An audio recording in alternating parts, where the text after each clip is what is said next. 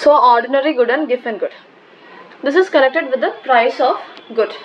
So in previous class we discussed of normal and inferior good, and it was connected with the income of the consumer. Here ordinary good and given good, it is connected with the price of the good. Okay.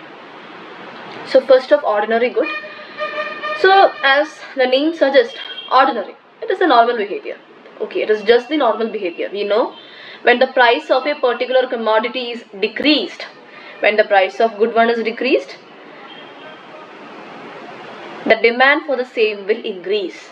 Okay, suppose if a pencil for which the price was 10 and due to a new year the price decreased to 5, then the demand for that will increase.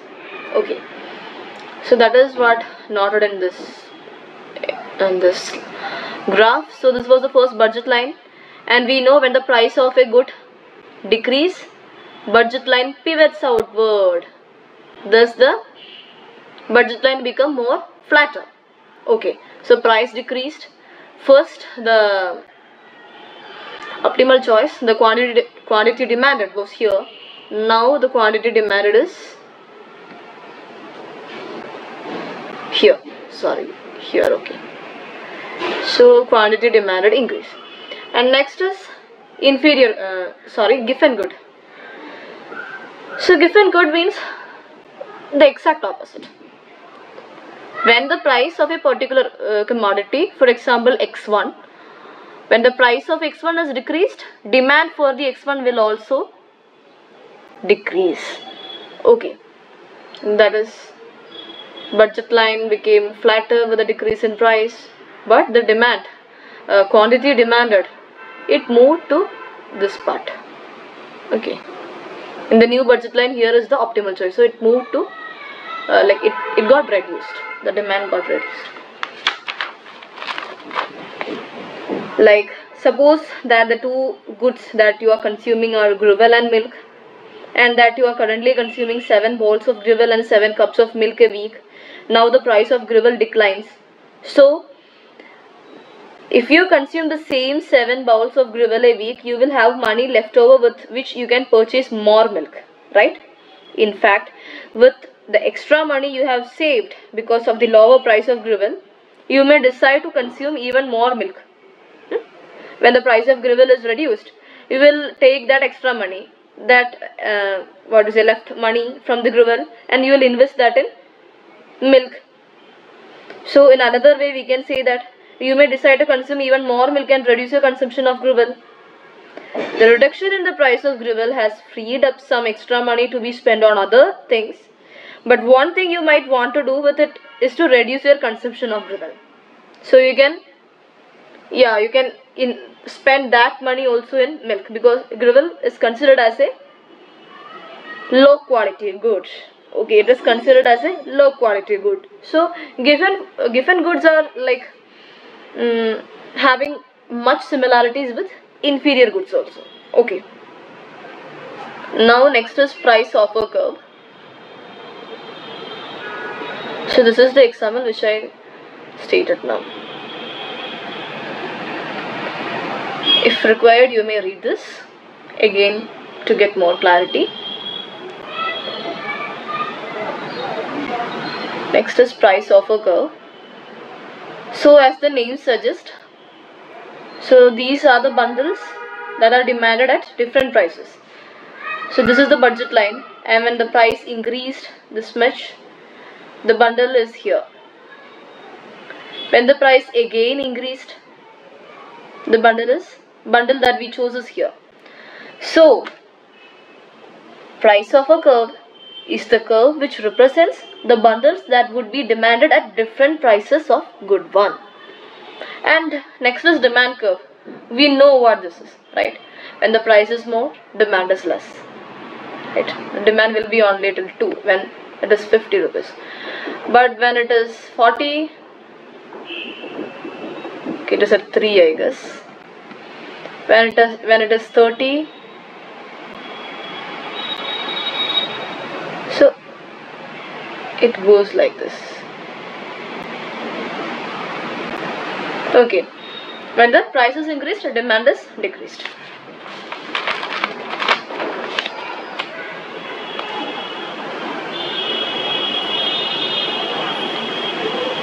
And however, like for the given good, the demand for a good may decrease when its price decreases.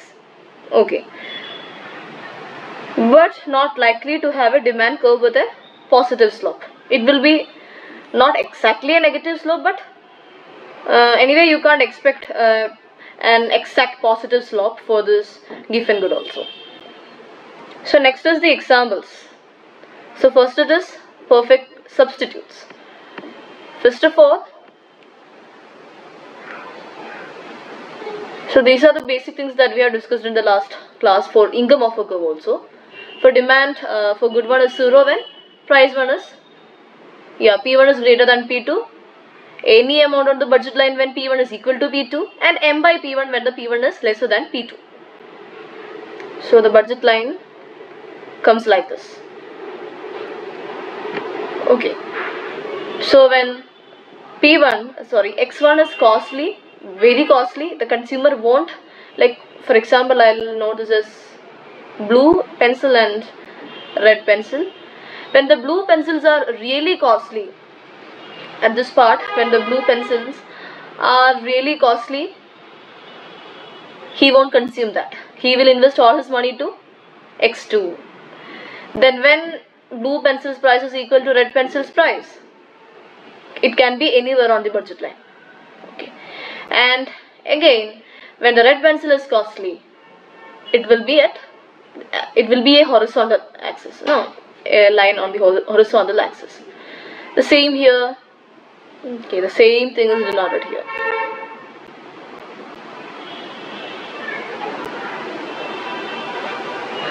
So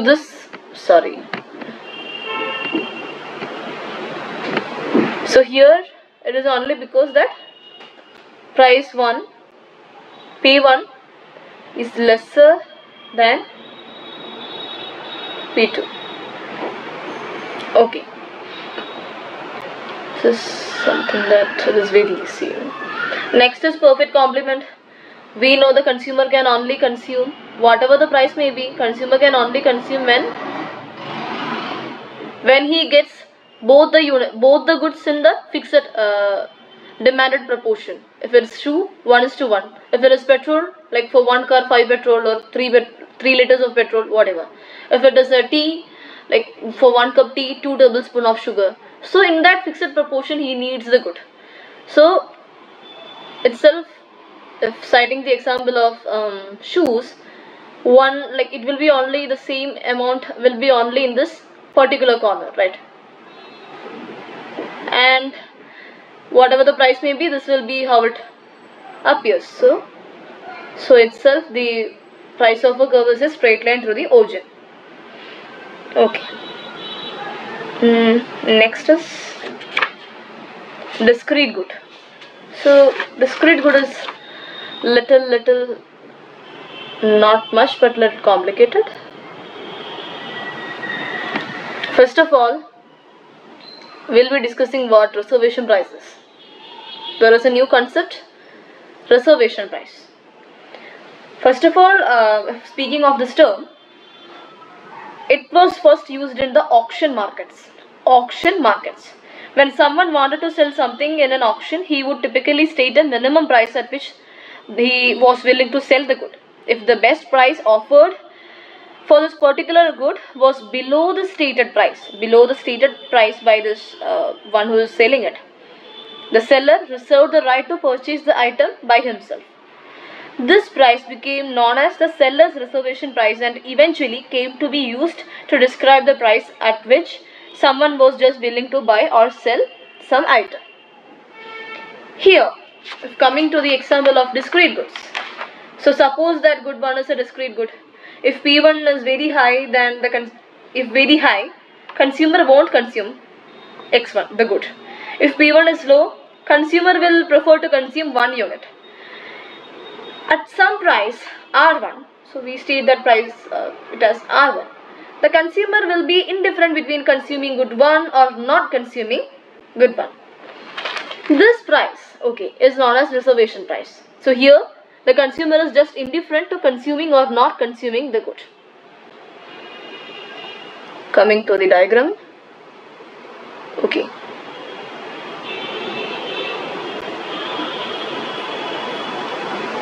So just go through the diagram. Here it states that when it is decreased, when it was R1, consumer is not consuming, and he is also like he can consume one good or not consume anything. And when again it reached R2, it is like one, he is indifferent between consuming one good or two good, 2 units of good. Okay, so that's it. And if again we come to like how the equation will be written for the utility function. First of all, now with the reservation price, we know that any demand behavior can be described by a sequence of reservation price, at which the consumer is just willing to purchase another unit of the good. At a price of R1, the consumer is willing to buy 1 unit of good. If the price falls to R2, he is willing to buy another unit of good, and so on. So these prices can be described in terms of the original utility function. R1 is the price where the consumer is just indifferent between consuming 0 or 1, 1 unit of good 1. So we can write that equation as utility from 0 units of good 1 is equal to utility from 1 units of good 1. So here for consuming 0 units, he just not want anything. So he has the there is no expense now. So he has his money income as such itself, M itself. But when he consume 1 unit, money income, like the price of this one will be reduced. So the same applies for the R2 also. Consuming 1 good or 2 good, he is indifferent between consuming 1 or 2 good. Next we are plugging this into the quasi-linear preference. We know how the quasi-linear preference utility function is written. Utility from x1 plus x2. So utility from 0 is 0, 0 units of good is 0, we know that. So in the first equation,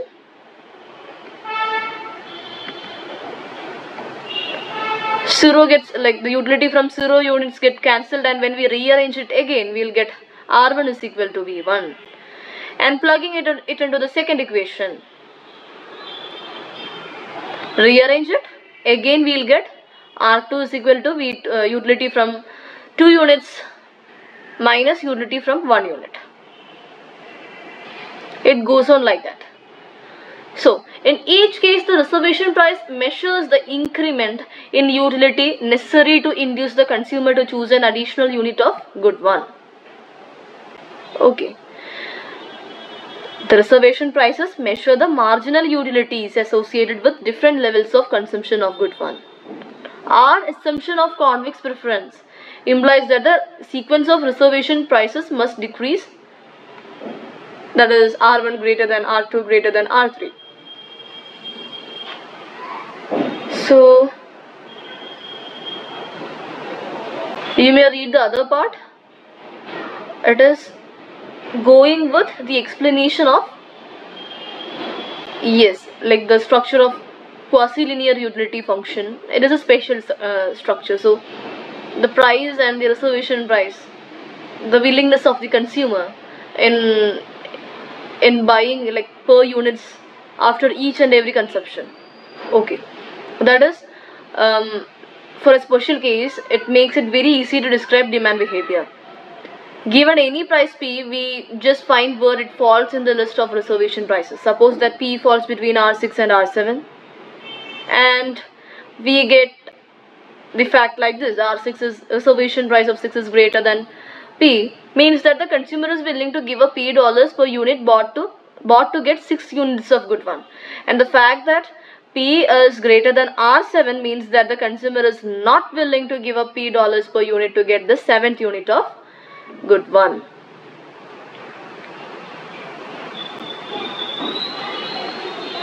So this argument is quite intuitive, but let's look at the math. So this is now the condition, and first we'll get it like this. Okay,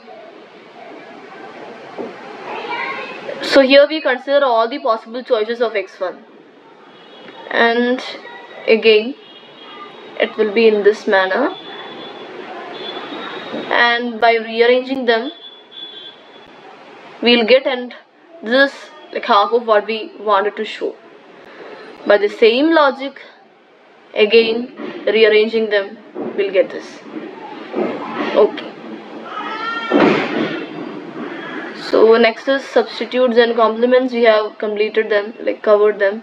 Next is inverse demand function. So this is nothing but the perspective is changed. Only the perspective is changed. That is, if you view the demand curve as a measuring price as a function of quantity, then it is an inverse demand function. The same thing, the perspective is changed. Okay. So the inverse demand function is the demand function viewing price as a function of quantity.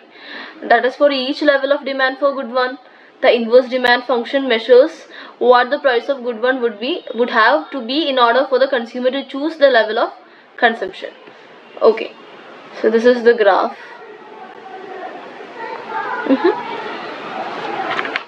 So in this inverse demand function, it is the same relationship as the direct demand function, but just from the another point of view. Okay. So next is the Cobb-Douglas demand for good one is AAM by P1. We could just as well as write the relationship between price and quantity as P1 equal to AAM by X1, right? Just the point of view is different. So here this is direct demand function, and when we just changed like P1, like from the point of view of the price, P1 is equal to AM by X1, it is the inverse demand function. Okay.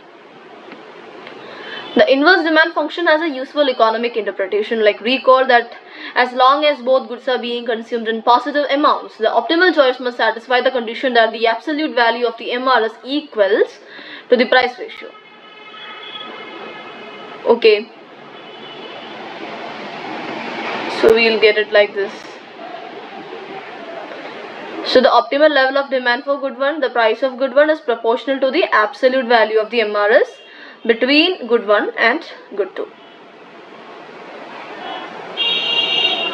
Now this is just an explanatory part. You may read it by yourself. So I'll just brief it. So for the simplicity, we consider the price of good 2 as 1. As 6.4, like P1 is equal to P2 into MRS. It says that the optimal level of demand, the price of good 1 measures how much the consumer is willing to give up of good 2 in order to get a little more of good 1. In this case, the inverse demand function is simply measuring the absolute value of MRS. Okay. For any optimal level of X1, the inverse demand function tells how much of good 2 the consumer would want to have to compensate him for a small reduction in the amount of good 1. That's it. So we are done with this chapter, and we'll see in the next class with the next chapter, Slutsky equation. So thank you.